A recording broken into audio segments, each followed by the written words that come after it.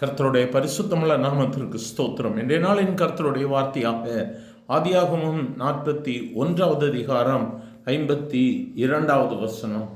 நான் சிறுமைப்பட்டிருந்த தேசத்தில் தேவன் என்னை பலுக பண்ணினார் என்று சொல்லி இளையவனுக்கு எப்பிராயிம் என்று சொல்லி பெயரிட்டான்.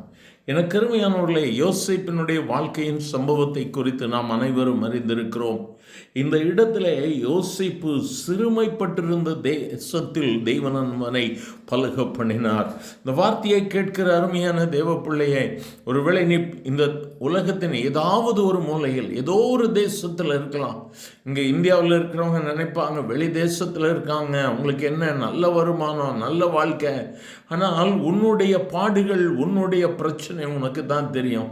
இல்லை அந்த தேசத்தில் நீ படுகிற பாடுகள். ஆனால் இந்த நாளிலே தேவனாகிய கர்த்தர் யோசேப்போடு கூட உன்னை ஒப்பிட்டு சொல்லுகிறார், நீ சிறுமைப்பட்ட தேசத்தில் தேவன் உன்னை பலுக பண்ணுவார். எந்த இடத்துல நீ தலை குனிந்து வெட்கப்பட்டு வேலையில் நிம்மதி இல்லைன்னு சொல்லி பல விதங்களில் அலக்களிக்கப்பட்டு கொண்டிருக்கிறாயோ, அந்த தேசத்தில் நீ எந்த தேசத்தில் இருந்தாலும், இந்த உலகத்தின் எந்த மூலையில் இருந்தாலும் கர்த்தர் உன்னை மேன்மைப்படுத்துவார்.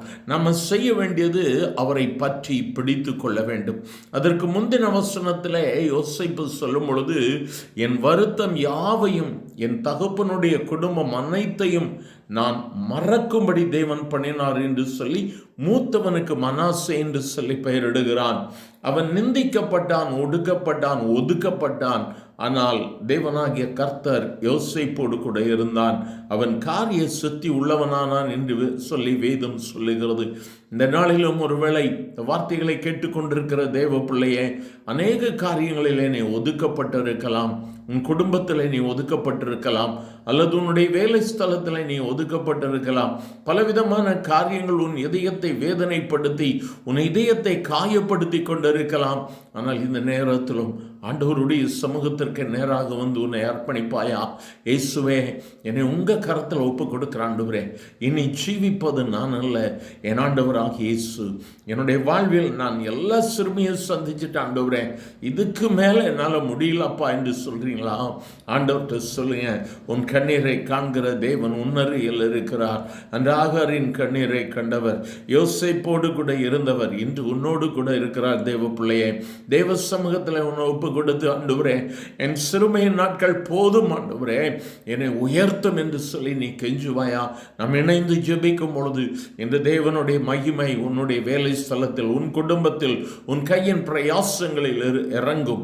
கர்த்தர் நிச்சயமாக உன் எல்கைகளை பலுக பண்ணுவார், விரிவாக்குவார். எங்கள் அன்பின் ஆண்டவரே, ஆசீர்வதிக்கப்பட்ட இந்த நல்ல காலை வேளைக்காக உமக்கு நன்றி.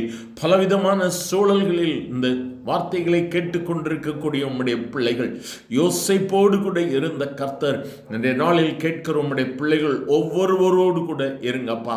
சிறுமைப்பட்டிருந்த தேசத்தில் தேவன் என்னை பலுக பண்ணினார் என்று சொல்லி அந்த யோசேப்பு சொன்ன வண்ணமாக என் வருத்தம் யாவையும் என் தகப்பனுடைய குடும்பம் அனைத்தையும் தேவன் மறக்கும்படி செய்தார் என்று சொன்ன வண்ணமாய் இந்த நாளில் அற்புதம் நடக்கிறதா இவர் கை ஸ்தோத்திரம்.